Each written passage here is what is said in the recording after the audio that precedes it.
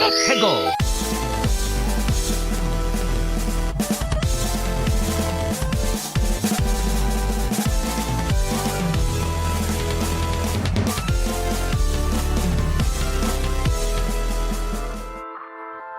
Hello and welcome to another episode of Ferret 64 with me, your host, Yemmy the Ferret.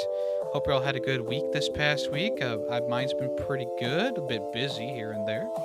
This is the podcast for video game news, occurrences, first impressions, reviews, what's coming soon, video game showcases. We go over those when they come around, and more. Hope you have been enjoying the podcast. I've been trying to put as much effort as I can into these episodes. They've been a little bit long recently. Hopefully this one's going to be a bit more slimmed down. But yeah, I was thinking of adding a new section to the podcast called the Final Review, which is kind of to encompass a whole game. And I thought that might be a good idea, honestly. So that is what I may just do here to start this one off. This is also kind of to help maybe get a few extra videos on the channel as well, because it's kind of just podcasts at the moment with maybe a random thing here or there thrown in. So these final reviews will also give me a good resource to maybe edit this out and still keep it in the podcast, of course, but have it be a separate section that I throw onto my YouTube channel that maybe will get some more eyeballs on it, maybe lead some people back to this podcast. So the first section of the show is going to be the final review, and we're going to be going over Goodbye Volcano High today. So let's go ahead and get right into that. All right. So, Goodbye Volcano High came out a couple weeks ago at this point. It's a narrative-based adventure that features anthropomorphic dinosaur characters of all different variety. It has subtle rhythm game function to it, but the most part, it's going to be a narrative adventure, kind of like a choose-your-own-adventure at times. When I talked about this game originally, I will admit that I was a bit negative. I got a little bit heated at one moment, and I do feel bad because, I genuinely enjoy the game. I don't know why I got so heated about the topic last week or about the game last week. Essentially, I got frustrated with the designs of the characters and the world really not conforming. You could literally replace the characters with a human, with a dog, with a gray piece of goop, and the story would really not change other than a few things would need to be changed, like them mentioning Pangea or etc.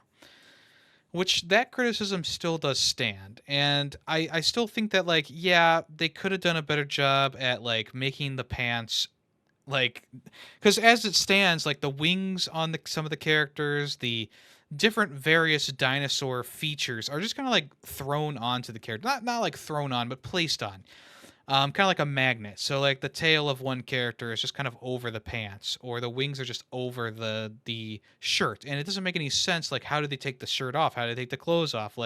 I'm not trying to get weird about it. These are questions that I have while playing the game and watching these characters and getting the different angles on them. And you just kind of start to wonder, okay, why they designed the clothing like this? They definitely should have put a little bit more thought into the world as a whole, to make it more centered around the dinosaurs. As it stands, it's really just a human world that's a little bit overgrown with big bugs every so often. And the characters are walking around. It's pretty much like a human world. They have regular guitars and drums, phones, coffee shops. School is practically the same. It's all those. There's still colleges and universities to choose from and stuff like that. So that's one of the things that is a bit of a criticism for this game, is they really should have dived deeper into making the world more around these anthropomorphic characters. And I am a big fan of anthropomorphic characters. I mean, obviously, with the avatar I use on stream and stuff like that, you can tell that I'm a big fan of these kind of characters. It's ever since I was a kid. Like watching The Lion King, um, playing games like Banjo Kazooie and Crash Bandicoot. These characters are kind of like ingrained in my childhood and throughout my entire life. I've just enjoyed the look of anthropomorphic characters, especially in video games, stuff like that. Definitely one of my favorite. It's just one of those things I like. I don't know why. I just do. Yeah, I mean, I just would like to see a little bit more thought put in around the different characters, because as it stands, I like the way that most of these characters, if not all the characters, look. Every so often you get like a random weird looking character who is on the screen for a couple seconds. Probably just needs to be touched up a little bit. Maybe they're a little bit fuzzy or something like that. Just to and look like the like it doesn't render in properly. It's weird. Sometimes that does happen, but for the most part, I like all the like even some of the background characters. They did just a great job of making them all look unique. You see a character later on, and it's the same character that you already interacted with or something like that earlier on, and that's one of the that's a nice thing. A lot of games won't go that extra yard to put in the extra work in having so many different characters and models and stuff like that. Another thing I would have liked to have seen is, yeah, different outfits for more of the characters. The main character, Fang, she gets plenty of different outfits throughout the game, but she mostly wears like this standard, kind of like, I don't know, gothic kind of look, kind of thing. And everyone else in the game, they do wear the same clothing for like the entirety of the game, which takes place over like a month or something like that. So I would have liked to see the characters change clothes at some point, have different outfits on so that they're not just wearing the same outfit throughout the entire game. I understand that takes a little bit more work, but I think it would have been worth it in the long run, especially for a game like this that is a narrative based adventure. You kind of want that, some more variety in there as you go through the game. There were some technical issues I had with it as I was going through. Sometimes characters' arms were in weird locations, or the character's frame rate would drop really fast, like really low, which doesn't really make sense to me, seeing as they are like 2D, figures being kind of puppeted around. But other than that, I once again I do like the design of the characters. I think that the characters are a nice design. I think they look good in the world, and I think that the graphics of the game, it's got this very colorful art style, very nicely done. I really enjoyed it in that aspect too. Lots of great visuals. There's a section where they're like playing with sparklers, and like there's really nice kind of moving pictures pop up, and it looks really good. There's other moments where characters are just talking and there's a backdrop behind them. It just looks really good. The game looks good. Um, and that's one thing that I really like about it is the visual design of the game. The visuals are really nice, and it has a unique art style. Not super unique for like a narrative adventure, but for games that I have played recently, it's definitely a unique looking game. Um, so it's got that going for it too. The story in the game, it is a bit cookie cutter, especially at the beginning when before like all the shit starts to hit the fan. It's pretty much just a coming of age story, but instead of actually getting over the hump and becoming an adult, these this group of teenagers who are trying to plan their future and go to college and decide what they want to do for the rest of their lives, it gets cut short with the existence of this meteor that we all know kills all life on the planet for a couple million years until finally stuff starts getting back in working order. So that is like because there's two parts of this game. The one part is this story of a group of friends who are going separate ways. Even though the main character Fang doesn't want that to happen, she wants the band to stay together and for them to do her thing. But everyone kind of has other things that they want to do laced in there. And then there's the other section of this game, or other part of this game, that's about it's kind of like it's a doomsday kind of thing where the characters are discussing, is it really going to happen? Is there anything we can do about it? They're just trying to, there's a part where they're just trying to live their lives to the fullest before the inevitable happens. And about halfway through the game, right around where you do like this Battle of the Bands thing, that's when like shit really hits the fan. And it's confirmed that the meteor is going to hit the Earth at some point. So a lot of people, I think that there's a lot that people can relate to in this game. Me myself is like, this game hits home a little bit harder than I was expecting it to, especially being a grown adult. It definitely hit home a little bit harder than I thought. Like I've had this weight in my chest ever since the game ended, that I can't really let go of. I don't know why. Every time I hear a song from the game or think about it, I get this like pit in my chest. I don't know if it's a little bit of anxiety. I'm not sure. It has affected me in some way, which is kind of crazy, seeing as I play tons of games throughout the year. I mean, I'm almost up to 100 completed this year, and I've played plenty more. And there really hasn't been a game that's affected me like this. I don't understand what's happening. Like I'm 30 years old. I think I should know what's going on, but I have no clue why this game has given me this kind of visceral reaction in my gut. Just how like this heavy weight. The game, I mean, obviously the game has a pretty depressing premise to it, and it definitely, you definitely feel that towards the end as stuff starts to kind of accumulate. And I think that one part that really makes it resonate with most people will be just how each character kind of has their own thing going on. There's a plethora of characters in this game, um, from all walks of life, and I feel like there's a character in this game that everyone can kind of relate to. Whether whether it's gender specific or not, that doesn't really matter. So when I think back to like when I was this age and I was just about to leave high school, I didn't really know what I wanted to do either. I would, I like everything that I said or came out of my mouth, I was like, well, do I want to do that, or should I do that? And of course, your parents kind of butt heads with you about things. Like I wanted to be a writer for the longest time. I wanted to write books. I wanted to write, and that just wasn't feasible in the eyes of my parents, and they talked me down from it. And there was another part of me that really wanted to be a musician.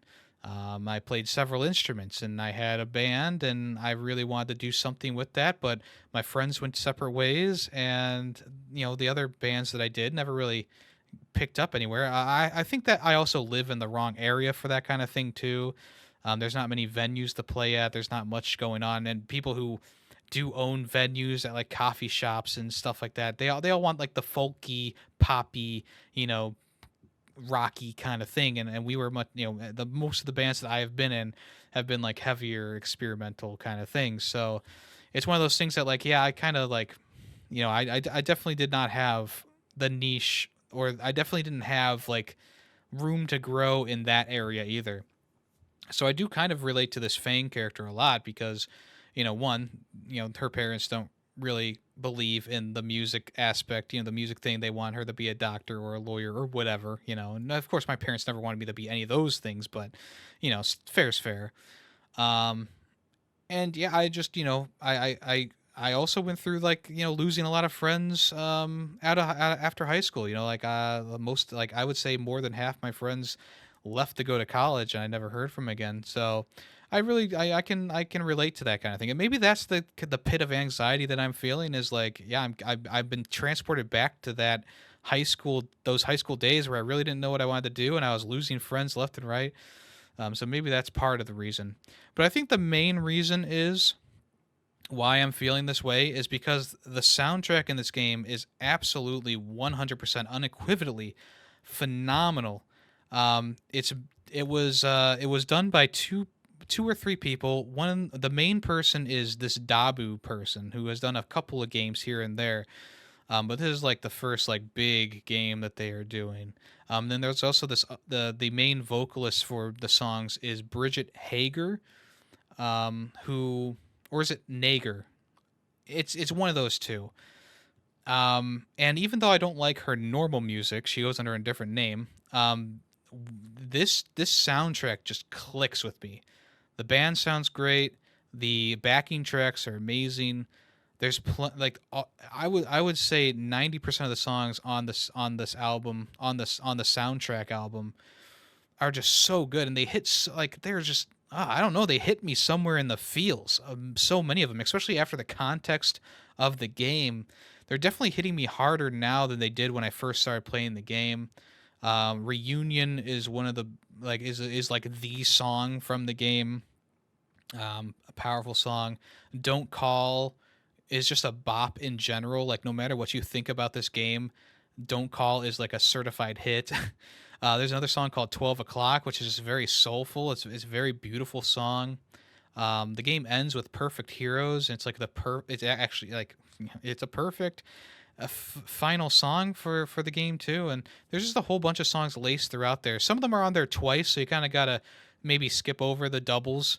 But for the most part, I find like the soundtrack, the songs that they made for this fake band, Worm Drama is the name of the band that's in the game.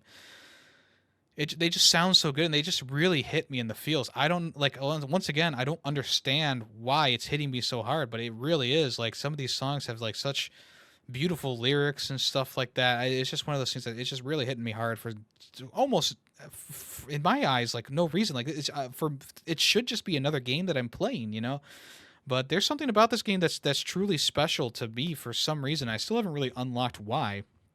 I've just kind of been kind of feeling weird after the ending of the game. Like the end, like I don't want to give away too much, and obviously you might already know what happens at the end of the game, but the visuals and the story that happens leading up to that finale is just it just really it really hits. It really does. And there is some forced uh um there's some forced conflict in there that I obviously the point of it is to move the narrative along, and sometimes I'm okay with that. In this instance, because of the way I was playing the character, like you can play the character in a couple different ways, being more understanding or being a complete bitch or just kind of being neutral. The way that I was playing the character was kind of more like understanding to other characters, and some of the conflicts that happened felt more forced to me than they might have felt to someone who was playing as a complete bitch. You know, that's really up to your play style. But I will say that there was a couple there was like maybe two moments in there that I was like, oh, that's really forced. I don't know why they're doing this. But in the end, it all didn't really matter to me personally. And yeah, I mean that's really all I gotta say about it for now. I finished it up the other day, and it's definitely had a lasting impact on me for whatever reason. Honestly, once again, I don't know why. It's had an impact with me, and there is something to be said about a game that makes you feel something, whether you understand it or not. That's it. And for me personally, if a game makes me feel something other than just like, oh, I'm having fun, then it's done a good job somewhere along the way. Obviously, this game's not going to be for everyone. A strong narrative, a narrative adventure mixed with some rhythm mechanics is probably not going to be for everyone. Obviously, those rhythm mechanics are kind of laced throughout about 6 or 7 chapters. So you're not going to get a rhythm section in each one. Sometimes you get multiple in a single chapter, but the game is not entirely based around those rhythm sections. How they work, it's kind of basic. You move the joystick in the direction that the notes are coming from. There's three different ways: up, down. I'm sorry, up, left, and right. Sometimes you'll press down on both of your joysticks on your controller to do like a big thing, and then other times you'll have like little quick time events for pressing buttons. And sometimes you'll have those quick time events throughout the regular story. So maybe you gotta pay attention for a little bit, but it's not like super challenging. But yeah, there's something about the simplicity of the game that also works for it a lot. Sometimes you'll be going through conversations with characters and you'll have no input whatsoever, and those sections do. I just feel like yeah, and there should have been at least something in here. But there's other times that you're taking command of the conversation and you're making plenty of different choices, and that's where the game really starts to shine. And I mean, obviously everyone's going to have a different take on the story. I thought that the story was relatively good. There were some cringy moments. Obviously it's a teen drama, so it's not going to be the most serious thing 100% of the time. And but I think that the voice acting really propels this game forward. I think the inclusion also is really good for this game. I mean, it's very LGBTQ plus friendly. Um, It handles the subject matter very well too, and like there's not like a character that's like, oh, that's the token, trans person. No, the every character is pretty well fleshed out, all things considered, and they have I mean, each character you meet that is part of the main friend group has a role to play, and I think that's good because there's a lot of media out there that's like, oh, here's the gay person, and they're just kind of like a background character, or it's a one-off line or something like that. And in a game like this, I think it really speaks that the characters are in the forefront and they're doing stuff that's actually mattering to the plot and mattering to things. And I think that's really good representation. Um, and if you don't like that, then fuck off. I don't want you listening to this podcast, or maybe just don't play the game. Like I said before, though, the game is not going to be for everyone. If you don't like narrative-based adventures, obviously, I would not recommend this to you. But if you like a narrative adventure, that you don't, obviously you don't have a ton of input, but there are things that you can mess up in the game. If you play a song badly or poorly, it's something, it'll change up the game. If you mess up too much in a song, in one of the sections, Fang just stops playing and she's like, yeah, it's something like that. I haven't really fleshed out. So it's one of those games that there is a little bit of choice in there. It's not as much as I was hoping, but it's enough to kind of keep me going throughout the experience. There's some sections where they play a game called L and L, which is it's pretty much just D&D. um, and those sections did drag on a little bit, I will say. But they were fun. I think they had a different vibe to them. It really showcased like the writing prowess of the team who wrote for the game. So yeah, in general, I enjoyed it a lot more than I was expecting, especially after last time when I talked about the game. I think I was just overly negative. I don't know why, but after playing through the game fully, and I've been listening to the soundtrack almost nonstop for the past few days. Like, it is really like ingrained in my brain right now, and yeah, I just, like I said, it's good. I enjoyed it a lot. It's better than just fine. It's actually really good. I really enjoyed it. In the end, I landed on a 4 out of 5. There's some technical things that they got to work on. Obviously, they've released some patches here and there, but haven't really noticed a difference from when I was playing it. And there were some forced things in there here or there, and a little nagging thing in the back of my mind is like a part of the character design where they didn't really base the world around the anthropomorphic dinosaurs. They kind of just plopped them in there, which I feel like if they put a little bit more work into that, maybe I would have raised it up another half a point. But as it stands, 4 out of 5 is not bad at all. Definitely recommend it to people who find interest in these kind of games. And if you want to check it out, I would recommend you do so if you want to. It's a bit pricey right now, so maybe you want to wait for a sale if you're not 100% into it. But for me personally, it was a great experience, and I'm glad that I had it. And that's the final review for Goodbye Volcano High. Maybe I'll talk about it later in the year. We'll see. All right, let's move on to what I've been playing this past week. All right, the game that's on everyone's mind is Starfield. What does Yemmy the ferret think of Starfield? I know everyone's clutching at their pearls. They're waiting with held breath, bated breath. What will Yemmy say about Starfield? He seemed a bit negative on Twitter. Oh my God, he said he liked the dinosaur snoot game better than Starfield. Oh my God, what's going on? And yeah, there was a time when I was like more willing to play Goodbye Volcano High over Starfield. But let me get started here. Let me get started on Starfield.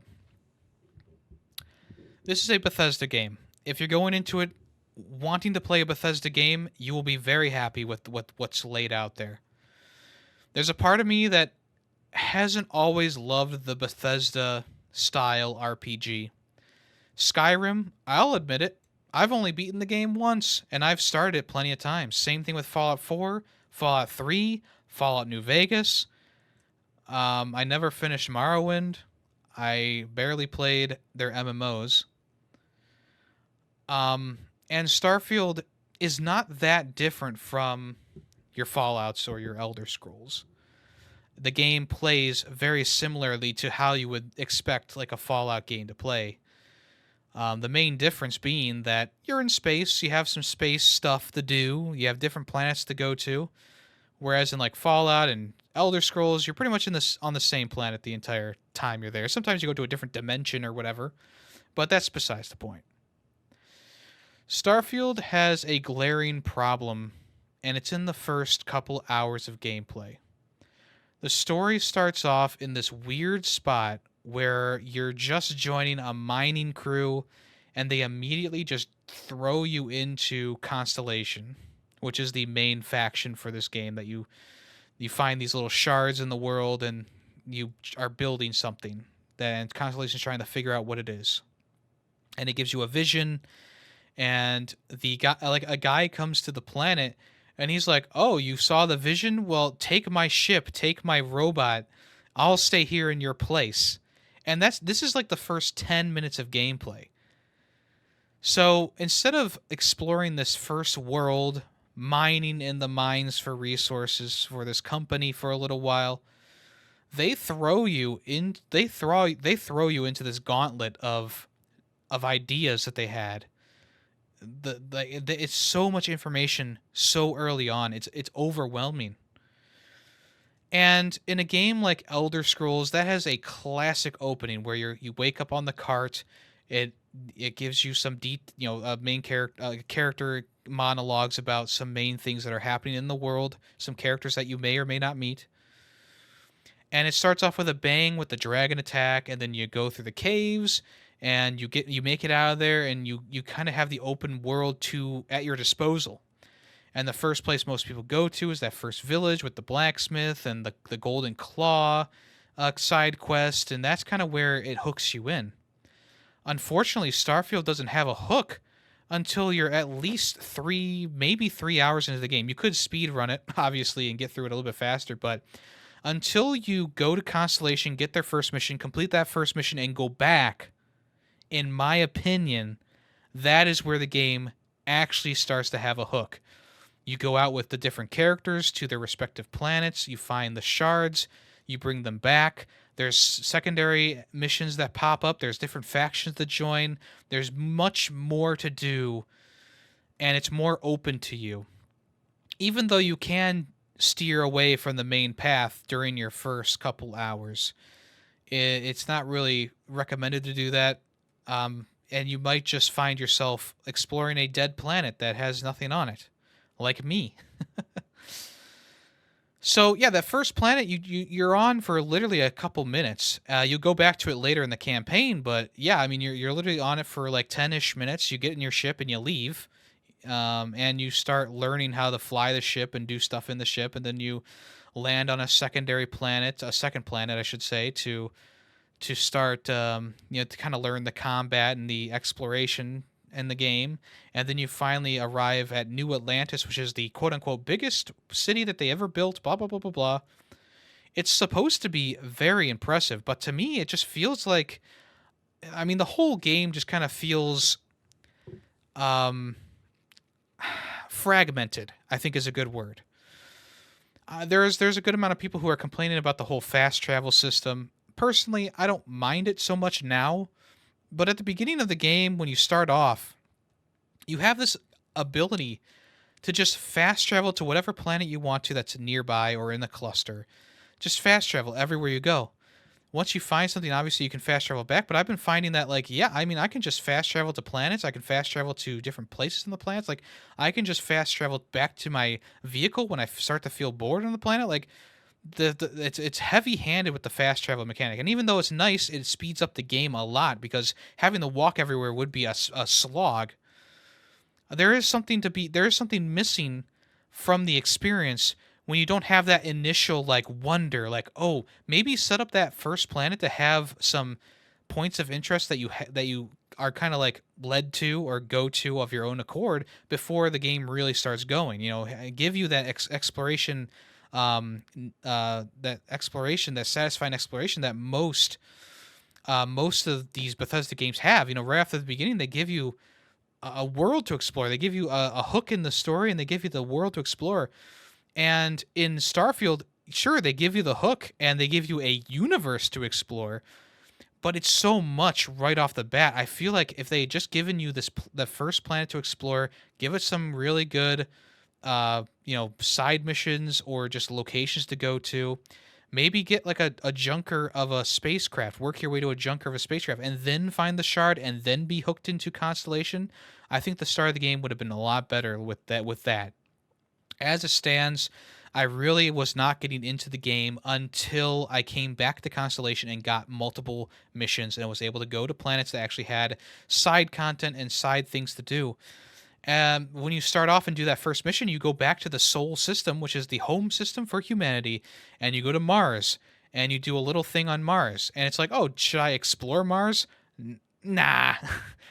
Because as soon as I started exploring these first few planets that they send you to, I realized that there was really nothing on them except for resources, the occasional enemy, the occasional structure. But other than that, there's really nothing on the planet. And the real kick in the butt is the fact that you run into invisible walls eventually, and the game forces you to turn around and fast travel, or just turn around and go back to the way you were coming from. And to me, coming from I've played No Man's Sky. It's very impressive, especially now with all the updates. It's still an impressive game. It started out as a pretty impressive game that was, just needed that fine tuning that they've given it throughout the years. The fact that you can just essentially search an entire planet. Sure, there's really not going to be too much on it, obviously, but still, the idea of being able to walk around an entire planet, fly around the entire planet, land anywhere you want.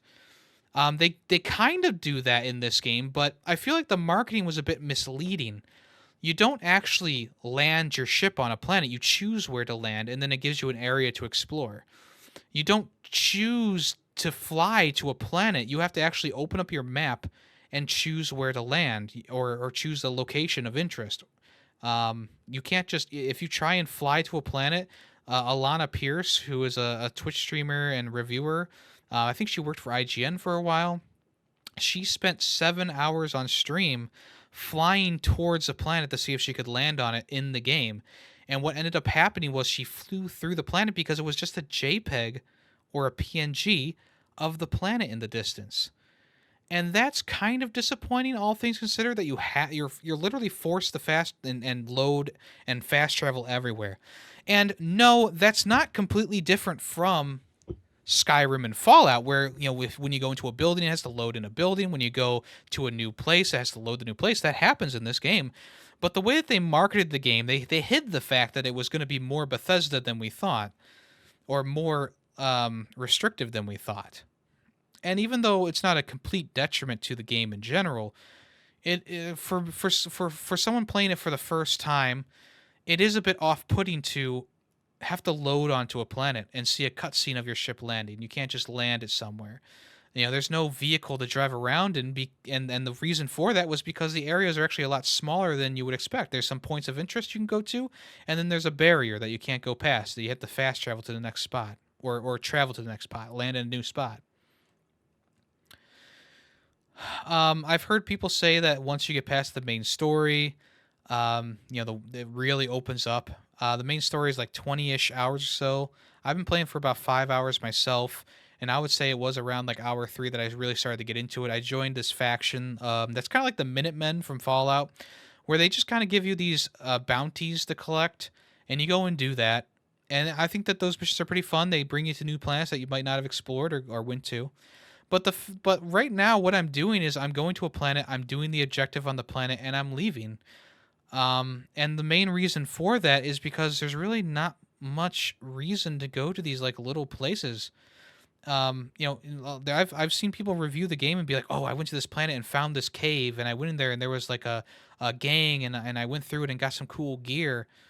And yes, that can happen, but it only will. I mean, from what I've seen, it only will happen if there's supposed to be a mission there, or a mission you're going to unlock later, something like that. If there's not a mission on the planet, like the moon or Earth or Mars or Venus or Uranus, then it's a barren wasteland of nothing.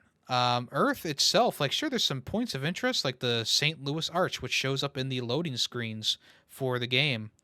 There's some points of interest that are interesting. I think you can find the Eiffel Tower as well. But the fact of the matter is that the entire planet is just a barren wasteland of a brownish hue, and that's not fun to me. You know, there's got to be a fun factor to the exploration in the game, or else I'm not gonna really want to do it. And this game doesn't have that fun factor. I like the fact that I can fast travel back to my vehicle, or I'm sorry, my spaceship when I'm done and I'm bored exploring an area.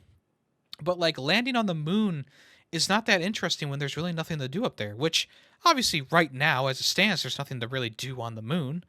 But wouldn't it have been fun to be able to walk around the moon, have some stuff up there, kind of like Futurama? There's like a theme park or whatever. Like, you know, maybe have like some stuff on the moon, some points of interest, some people who give you quests. But instead, it's just like it's a rock that has boundaries that you have to fast travel around, and there's really nothing much to do on the moon. Same thing can be said for Earth, for Mars, for Venus, for Mercury, for any of the planets in the solar system that they start you out in. And as you go through the game, sure, there's more stuff to do on certain planets, but it's really only the planets that have missions to give you and have side content to do that's baked into the experience that really give you the dopamine that you want of exploring a planet, finding new things, eliminating factions, getting caught by bounty hunters, etc. So as it stands, would I recommend someone try out Starfield? Yes, I definitely. It's definitely a huge experience. It's definitely I would say a once in a lifetime experience, but it definitely is it's a big game, bigger than something we really ever have seen before with this much detail. The detail in this game is where it really shines. You know, the detail of the weapons and the things you pick up and the worlds that you know the areas that you explore. Some of them are so detailed. Sometimes they're copy and paste bases. I've seen two of the same bases on two separate planets across the world. Maybe they weren't expecting you to see both of those bases in one playthrough. I don't know. I just know that I've seen some copy and paste things throughout the game, which is to be expected with how big the game is. It's possible that maybe they were too ambitious and maybe they should have slimmed down the game to be more like a Fallout or Skyrim, but bigger on a bigger scale. Like, okay, you get like 3 or 4 planets to explore with the space combat in between them. You can kind of go to each planet and land on them and do different things. Maybe that would have been a better way to do this. But as it stands, having such a big universe to explore and so many things to do, while not actually having that many things to do, is a bit more disappointing than something like No Man's Sky, where the point of the game is to explore and just kind of do nothing. You know, you have some basic objectives and you know, obviously resource gathering and base building and stuff like that. But you know, Starfield, I don't know. It's just it hooked me. It hooked me eventually. But if you're playing the game, just know like yeah, I would kind of blitz to Constellation Part 2. You go to Constellation once, they send you out on a linear mission. You go back after that second after you get that, you know, they gave you a couple missions to do. That's where I really started to like it. I went with the Sam Coe guy who was like a cowboy from a planet, you know, from a different planet. And that's where the game really opened up. The persuasion is really fun to do. The combat is pretty fun. I mean, you know, the gunplay is a little bit basic, but I mean, I think that the gameplay and the variety of weapons is really nice. I think the different suits and booster packs and stuff you can get are really cool. There's plenty of planets that are like detailed. There's like a whole section that's kind of like a horror game, but once again, it's only that because you go there for a mission. You go there because there's a side mission that pops up, or you discover the side mission. It's not just randomly out there for you to experience and find. It's just it gets put on your map, which is you know which is fine, but also kind of breaks the illusion that the game is trying to go for, where it's like this big grand open adventure, many different planets. Yeah. So all in all, I'm enjoying it now, but I wasn't enjoying it initially.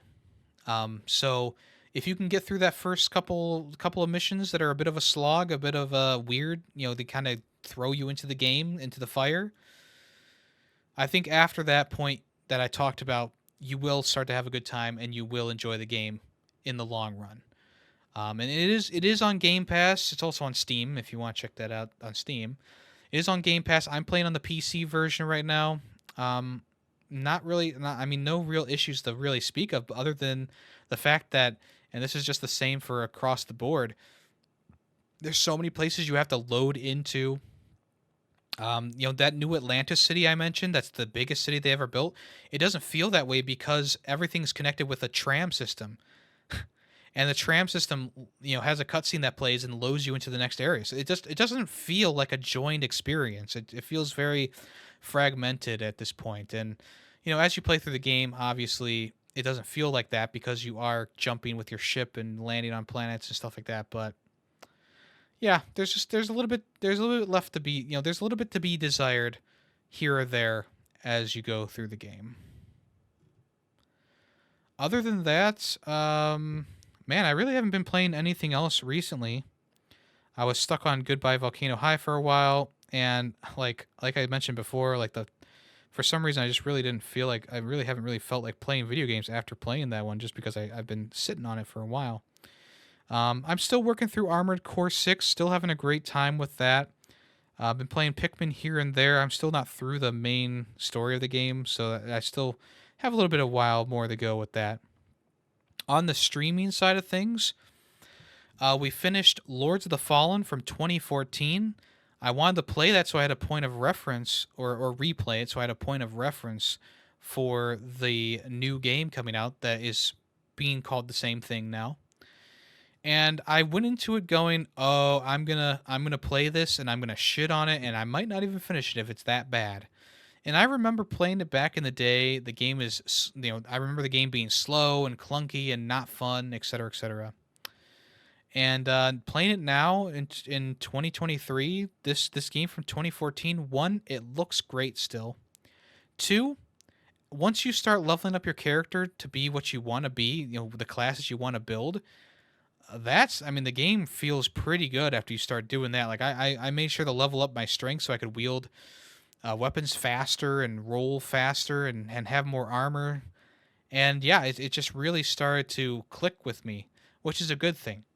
The map design kind of bad. I called it poo poo in my official review on GG, the app GG. And yeah, the map design is not that great for the game. Compared to other Souls-like games, it's very restrictive, very linear, and it's a big circle essentially, which is not terrible per se, but yeah, it's one of those games that like you go through all these grand encounters with big bosses, and then you come out and you're like, oh, I'm back here. So it's like, oh, okay. Um, but yeah, I mean, I thought I thought it was worth playing if you're a fan of Souls-like games. I think it's definitely worth playing, especially with how cheap the game is nowadays. They sell it for like the complete edition for like $5 on Steam, and probably about the same amount on PlayStation if you get it on the digital storefront or used, or any other platform. I'm not trying to single out PlayStation, but yeah, so as I said before, like, yeah, I went into this like, oh, I'm gonna have a critical place to start from if for once the new game comes out. And honestly, obviously I'm still gonna compare the two because they are from the same developer. They're technically the same series. But instead of being a place of like criticism, it'll be a place of just straight comparison. Because originally I was like, oh, let's see where the roots of this game lie, the disgusting roots of Lords of the Fallen. But no, actually, it was a pleasant experience. I had fun. Some of the bosses were a bit annoying with just how much health and armor they had, but other than that, I had a pretty good experience with it. And what more could you want? In the end, I put it in B tier. I was pleasantly surprised. It's not amazing by any stretch of the imagination, but it's good enough that nowadays I would actually recommend it. Maybe even call it a bit of an underrated game. There you go. We're currently playing through Marvel's Spider-Man Remastered and Modern Warfare 2019 on stream. Probably be talking about one of those games at the end of the week next week. Let's go ahead and continue with the show and move on to what's in the news. All right, E3 has parted ways with the PAX and Comic-Con event runners called ReedPop, It was recently revealed, I think early was it either earlier this year or late last year, that E3 had partnered with Reed Pop and signed a multi-year contract to collaborate and bring E3 back and bring it back to its former glory. However, with this year's show not happening, the two companies have made a mutual decision to cease the partnership. This definitely paints some or puts some question marks over E3. I mean, after how phenomenal Summer Games Fest was, you wonder if there is a place for E3. You know, especially with Gamescom also being a bit of a big success. I think that PAX has kind of taken over like the convention scene for video games. PAX is great each year. It just seems to get better and better. PAX West, I heard, was excellent, and everything I saw looked good. I wish I had been there, kind of thing. And yeah, E3 could have been another kind of convention to go around the states and around the world if they wanted to. But yeah, it seems like E3 is in even rougher waters than we thought. The breakup seemed to be mutual, so no hard feelings between the two companies. And Reed Pop even said that they enjoyed their time working with the ESA and appreciate their commitment to the games industry as a whole. While we will not be involved with the future of E3, we look forward to seeing its evolution and where the ESA takes it. The CEO and president of the ESA, the people who run E3s, named Stanley Pierre Lewis, said he appreciated Reed Pop's partnership over the past 14 months and support their ongoing efforts in the industry to bring fans together with various events. So, yeah, it sounds like E3 2024 is in a bit of rough water. We'll see if it actually happens, and obviously, who knows beyond that what's going to happen. It's possible that they'll keep trying to revive E3 and keep failing, or maybe they will revive it this coming year or a couple years, and it will come back to its former glory and get back up to where it was. But at this point, if it really does feel like maybe it's time to let it go. Maybe the time of E3, it's over. But that's not for me to decide. That's for the people high up there to finally, eventually realize that E3 is dead. But maybe they'll revive it. Maybe. Who knows? Donald Mustard. Pretty good name.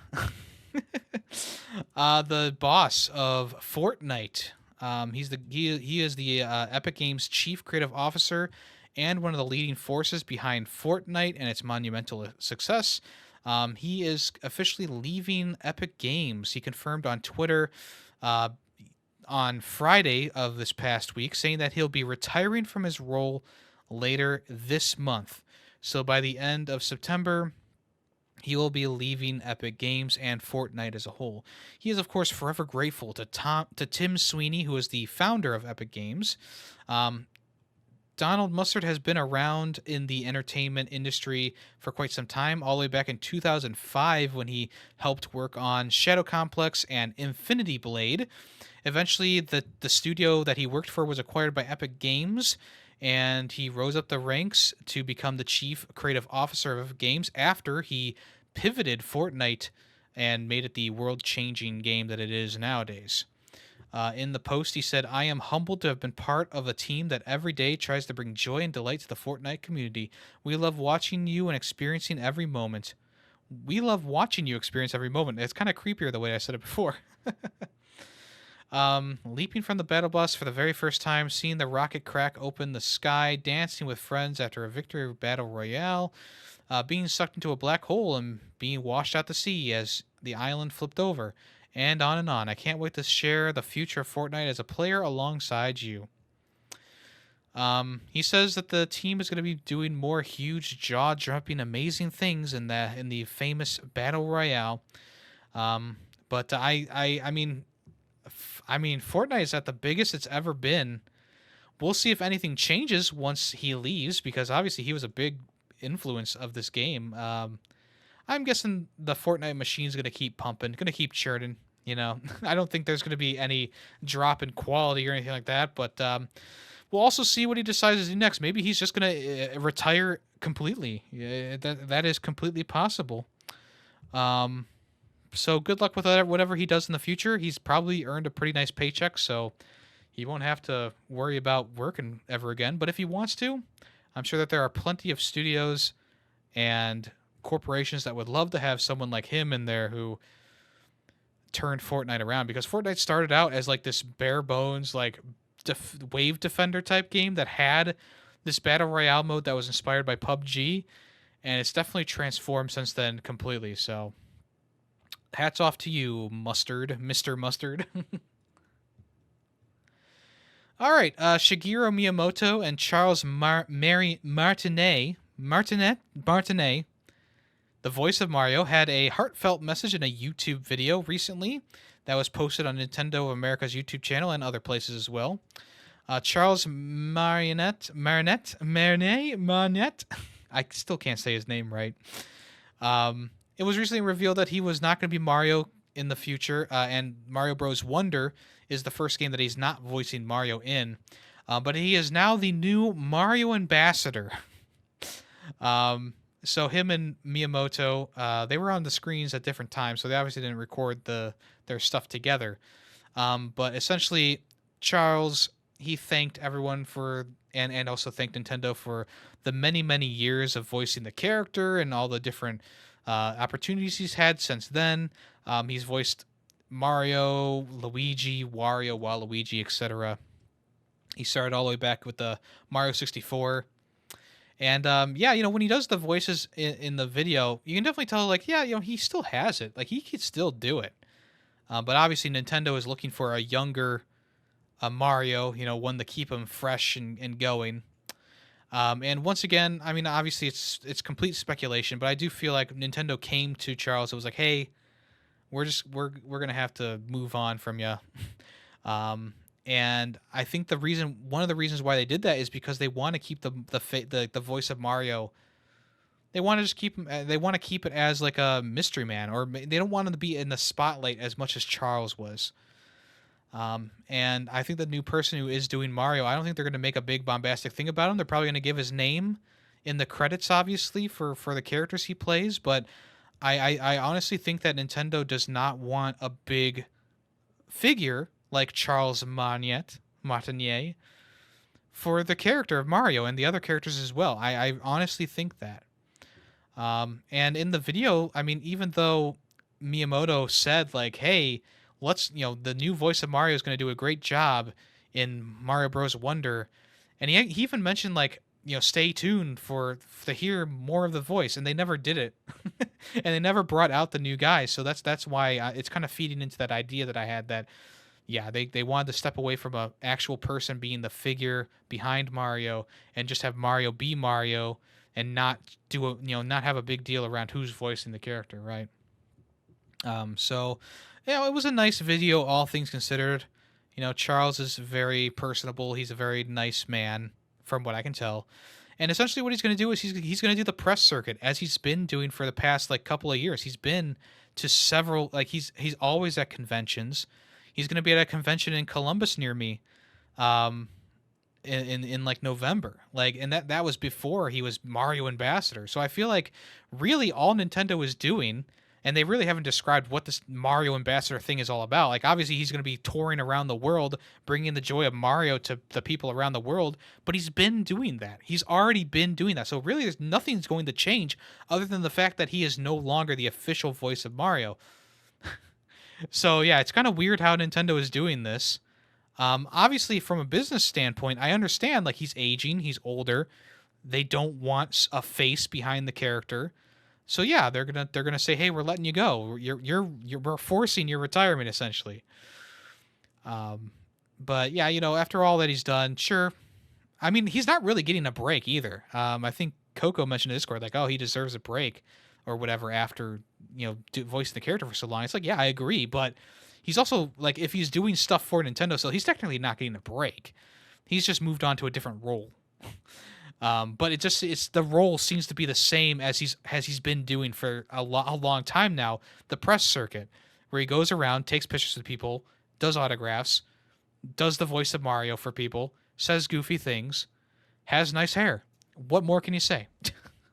So yeah, we'll follow the story, see what happens. But yeah, one of my favorite parts of the direct of this little video was like, Miyamoto was like, every time I see Charles, he calls me Papa, because obviously Mario was designed and made by Miyamoto, and after Miyamoto says that, it switches back to Charles, and right off the bat he says, "Thank you to Charles Martinet. I mean, not Charles Martinet. Thank you to Miyamoto, Papa."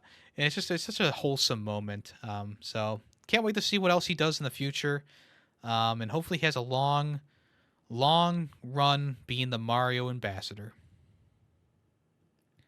Speaking of Nintendo, reportedly the Switch 2 was shown off to developers at Gamescom this year. So a demo version of the Switch allegedly running The Matrix Awakens, which was an Unreal Engine 5 demo that came out back in 2021 to show off the power of the Series X and the PlayStation 5, was delisted a couple years afterwards. But essentially, apparently, they were showing off the new hardware with that Matrix demo. Not only is that huge, like actually huge, it's also pretty impressive. If they're and it's also full of mystery as well. Are they keeping the handheld device? Are they switching to a hybrid handheld? Well, I guess they're not really switching, but are they switching to have like a more console type device again, but still support the Switch? My idea was to build a new console that could run the latest hardware and latest games, better graphics and all that stuff, but have a dock built into it so you can still switch. Have games specifically for the Switch 2, obviously, but still keep games for the Switch available to play through this method, or at least have a Switch cartridge port on the new console if that's what they're doing. But yeah, according to VGC and Eurogamer, the console's demo had visuals comparable to current gen offerings from Sony and Microsoft, running with the NVIDIA's DLSS upscaling technology and advanced ray tracing enabled. Other than that, though, we know very little about this console. I'm sure the developers who saw it in action probably had to sign NDAs. So, yeah, the latest rumor is that Nintendo's going to show off the console late this year and release it next year. And I mean, you can go back in the podcast. I think it was one of the latest Nintendo Directs with Callus where I mentioned I don't think they're going to do another Direct the rest of the year, which was wrong, obviously. I was wrong. I can admit that. But I also mentioned that they're going to do a big Direct at the end of the year. If they do a Direct, they're going to do a big Direct revealing the Switch 2. And you can go back and grab that audio clip if you want to. But I did predict that way before everyone else was piping up with this stuff. So there you go. Moving right along. Megan Fox is going to be Nitara in Mortal Kombat 1. It was officially announced this past week on Thursday that Megan Fox of Transformers and Jennifer's Bodies fame was going to be voicing this character, Nitara, who is like a vampire-ish character with little wings and stuff like that. They showed us some of her brutalities and fatalities. It's been one of my favorites so far that I've seen. She like whips the character up into the air after slicing him up, and she kicks him so hard that his skeleton just pops right out of his back. It's pretty fun. So yeah, I mean, obviously casting famous actresses and actors to do roles like this doesn't always work out, and I think that the voice acting that they showed off in the trailer was a bit bland. But I do want to see the entire package before really judging it. Other than that, yeah, Nitara hasn't been a playable character since Mortal Kombat Armageddon on the PS2. It seems like they're bringing back a lot of like the 3D era characters, which is nice. She made a brief cameo in a cutscene in one of the previous games. I think it was Mortal Kombat X, but yeah, other than that, she really hasn't been seen since then. So yeah, pretty interesting, I guess you could say. Megan Fox. I hope that didn't bloat I hope it didn't bloat the development costs for the game too much. I'm really excited to play this. Every time they show off a new trailer or a new feature or a new character, I just get more excited. So September 21st, I'm pretty sure is when it's coming out. 19th, September 19th. I can't wait. I really, really can't wait. Y'all remember Stray from last year? Won plenty of awards, especially in the Ferret Nation voted Ferret Awards. It won a couple of things there. It actually is being adapted into an animated movie. The smash hit indie adventure is getting an adaptation. Annapurna Animation is currently working on turning the title into an animated feature film, retelling the story of a cat in a world inhabited by robots for a new audience. Stray released back in 2022. It launched on PlayStation Plus Extra, which was a first for the time. It won plenty of awards at the Game Awards, and now in an interview with Entertainment Weekly, Robert Baird, who is a part of the animation group at Annapurna, says that Stray is all about what makes us human, and there are no humans in it, calling it a buddy comedy about a cat and a robot. So it seems like they definitely are changing things up a little bit. Maybe the Momo character is going to be more ingrained in the movie than he was in the video game. So yeah, I think it'll be interesting to see what they do. Obviously, this is ripe. The story of Stray is ripe for an adaptation like this, especially an animated one. So yeah, interested to see more about that. Obviously, there's really not much to say right now at this point, but yeah, I think they will do a good job, especially since their last animated movie, Nimona, was pretty well received. So that gives me some faith about this adaptation. Finally, for what's in the news, Alone in the Dark has been delayed to January of next year. January 16th, 2024 is the new release date. That takes them completely out of the new game chaotic window of October. And they actually quoted as saying their intention is to avoid competing with Alan's epic release and to evade the dazzling skyline of cities adorned by the graceful swings of Spider-Man. We aim to truly remain as alone in the dark as possible. To honor this, the spine-chilling horror game has been rescheduled to unveil its horrors on January 16th, 2024. This extension will serve as dual purpose, not only to permit us to meticulously perfect the gaming experience, but it will also grant us the opportunity to fully immerse ourselves in the remarkable releases of October. The demo will still be available across the board, so you can still play that if you want to, but now the game is coming next year, which I think is a good idea. This was one of those games that was going to be swept under the rug, in my opinion, especially because I wasn't really planning on getting it right away. It was definitely going to be swept under the rug, so giving it time to breathe in January is still around the time of Tekken, but, still giving it time to breathe there. So yeah, looks like that'll be they'll give it a little bit more time to work on it, iron out some more bugs. Obviously, that's the big problem with this year has been like games that just like they release and they just need to be fixed.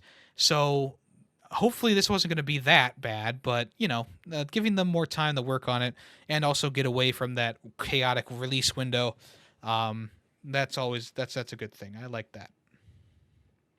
All right, let's move on to the final part of the show, which is what's coming soon.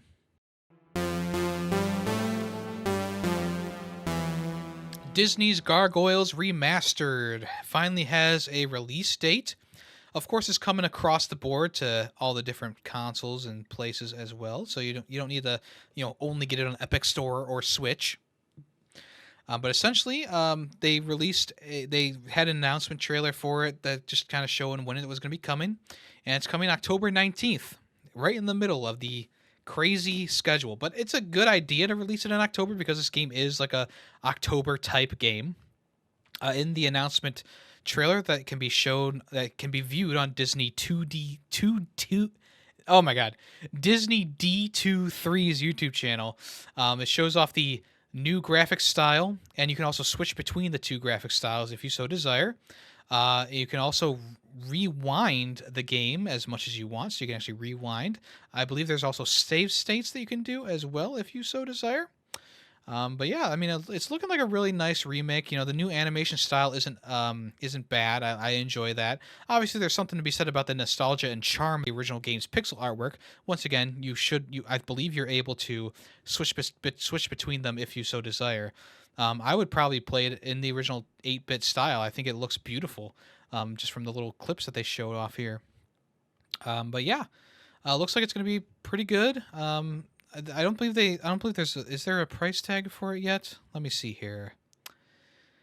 Gargoyles remastered. Why isn't it showing up? I'm on Amazon.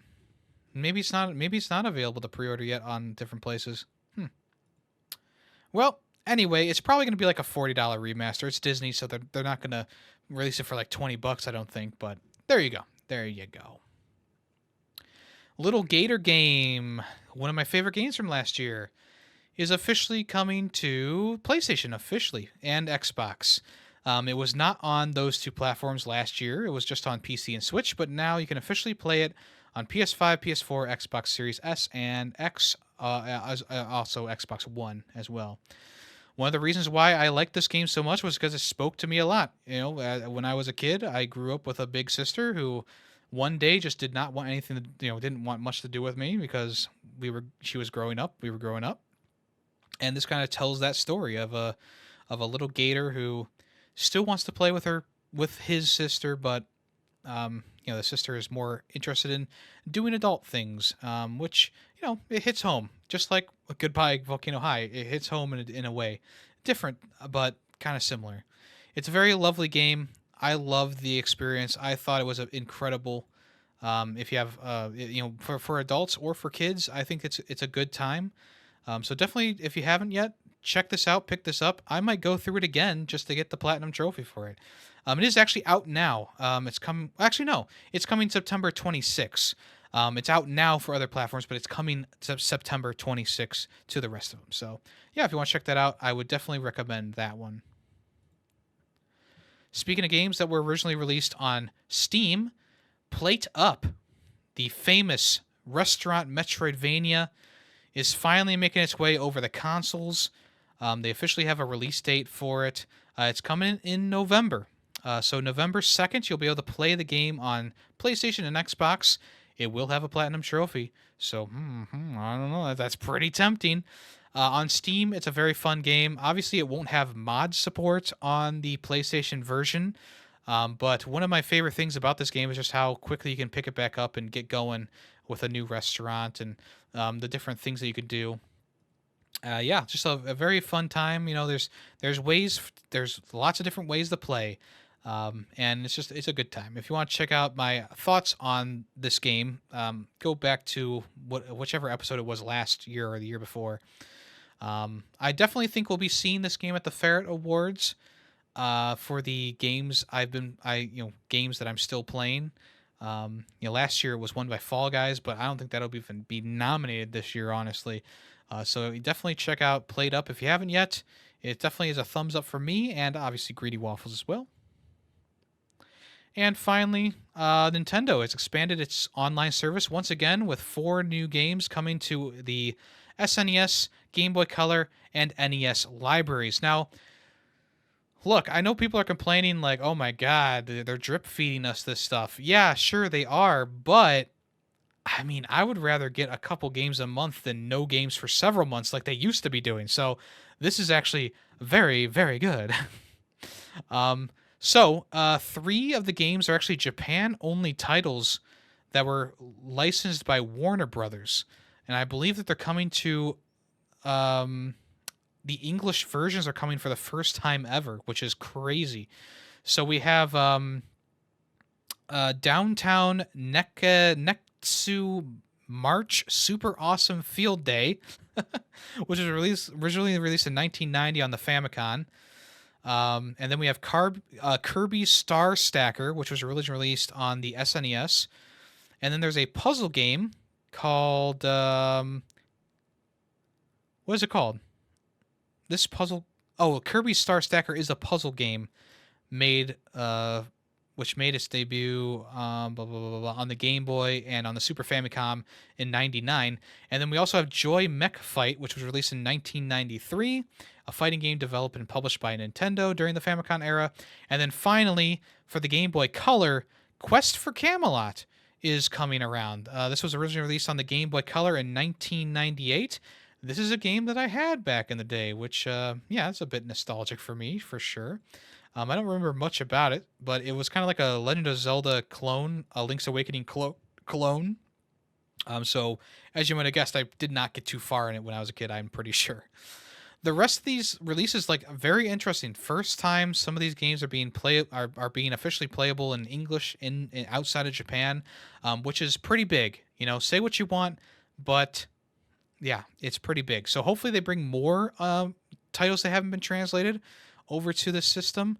And I do want to see more games in general. But like I said before, I do like, having a couple games a month is better than not having games for several months. And I know that's kind of like a nihilistic thing to say, but it's true. It is so true. Okay, let's go ahead and finish this off with the Guess the Song for today's episode. Might be a little bit easy, I don't know, but I've been thinking about it. I've been thinking about different songs for a while, so let's go ahead and jump right in to Guess That Song. What's today's song? Play it right now.